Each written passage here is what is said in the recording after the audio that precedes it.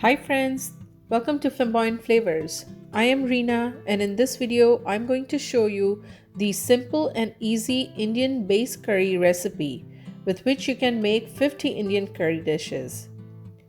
So let's get started, but be sure to hit the like button and do subscribe to my channel for future videos. First I'm going to start with soaking the cashews. I'm taking 1/8 cup of broken cashews. They are unsalted, but you can surely use whole unsalted cashews with 1/4 to half cup of warm water. Soak it for about 10 to 15 minutes. For the base of the curry, first main ingredient is onions. I'm using red onions, and since they are small in size, I'll use 2 of those. But 1 large onion would work fine. Roughly chop the onions, which is about 2 cups. Second main ingredient is tomatoes. I'll roughly chop 4 large Roma tomatoes, which is about 4 cups. Now this is the ratio: 2 cups of onions, 4 cups of tomatoes. You don't want the base curry to have that oniony taste, so make sure to double the quantity of tomatoes. And of course, you will need garlic and ginger. I have 4 cloves of garlic and an inch piece of ginger cut into pieces. Cashews are nicely soaked, so I'll drain out the water from it. On a medium to low flame in a pot, add 2 tablespoons of oil. And as the oil heats up, add 3 to 4 cloves of garlic and ginger pieces. With that, also add soaked cashews. Roast it for about 30 seconds or so, and then add roughly chopped onions. Mix really well and let it cook until onions become translucent. If you have not subscribed to my channel yet, please do so you don't miss out any new videos I post. And do hit that like button down below. Now the onions are nicely done, add in roughly chopped tomatoes. And when you add salt to tomatoes, it cooks even faster. So add 1 teaspoon of salt or adjust it as per your taste. Also add 1/4 cup of water. Give it a nice mix, then cover it with the lid and let it cook for 5 to 10 minutes. Don't forget to stir in between, and you will see that the tomatoes will get softer, but I'll still cook until the tomatoes become mushy. Cover it with the lid and let it cook for 5 more minutes. As you can see that the tomatoes are nicely done, so turn off the flame and let it cool down before making puree. Now let's take a look at the spices that would be needed in making this Indian base curry. Here I have 1 teaspoon of whole cumin seeds, 2 small bay leaves, 2 green cardamom, 5 whole black pepper, 1 cinnamon stick, half teaspoon of turmeric powder, 1 teaspoon of Kashmiri red chili powder, which is not that spicy but it gives really nice color to the curry, 1.5 teaspoon of coriandar powder, and 1 teaspoon of kasuri methi, which is also known as fenugreek leaves. All these spices are easily available in local Indian grocery store. You can also use about half teaspoon of garam masala if you have it, otherwise these spices are enough. But adding garam masala does give a nice taste to the curry. Let's blend the tomato and onion mixture. Into the blender, transfer the mixture and puree it till you see no chunks. Hey, if you're new to my channel, welcome. Please subscribe for new videos and hit that notification bell so you don't miss out any new videos I post. And do hit that like button. Alright, the tomato and onion puree is ready. Now I'm going to cook this puree with the spices to make the base curry. In the same pot or use a different pot, it's totally up to you. On a medium to low flame, add 2 tablespoons of oil and let the oil heat up. Then add 1 teaspoon of cumin seeds, cinnamon stick, 2 bay leaves, 2 green cardamom, and whole black pepper.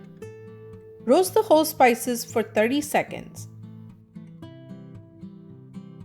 Then add 1 teaspoon of Kashmiri red chili powder, 1.5 teaspoon of coriander powder, and half teaspoon of turmeric powder. Give this a quick mix and immediately add the puree. And also keep stirring so it doesn't splash all over. Feel free to turn off the flame if needed before adding the ground spices and puree. I'm just going to add a splash of water in the blender to clean out the puree and add in the pot. Mix it thoroughly. Cover it with the lid and cook for 10 minutes. Do stir it occasionally and have the lid in your hand, so if it splashes, you can immediately cover it back. After 10 minutes of cooking this puree, now add half teaspoon of garam masala and mix it well. If you haven't subscribed to my channel yet, please do so and hit that like button down below as well. After adding garam masala, cook for another 10 minutes. When you start seeing oil on top of this puree, that means this puree is cooked through. This is the base curry that Indian restaurants use to make varieties of Indian curry. Stay with me because I'm going to show you how to use this base curry to make mutter paneer, which is an Indian curry with sweet peas and paneer. I like adding kasuri methi or fenugreek leaves at the end because it gives really nice taste to the curry and it enhances the flavor as well. Take the fenugreek leaves in the palm and just crush it. You can store this base curry in the freezer for up to 4 to 6 months. And it does make the work a lot easier when you are prepping for homemade Indian curry, especially during weeknights. Now I'm going to show you how to use this base curry to make mutter paneer. So in a pot, on a low to medium flame, add 1 tablespoon of oil. When the oil is hot, add half teaspoon of whole cumin and then add finely chopped 1/4 cup of onions. Saute this for 2 minutes or until the onions become translucent. After onions become translucent and starting to turn light golden brown, turn the flame on low and add half teaspoon of Kashmiri red chili powder, half teaspoon of coriander powder, and 1/4 teaspoon of turmeric powder. Mix the spices and onions. Then add 1/4 cup of finely chopped cilantro. Mix it again and saute it for just 30 seconds. Then add in the base curry and turn the flame to medium to low again. I am making mutter paneer for 2, so I'm going to use half cup of base curry.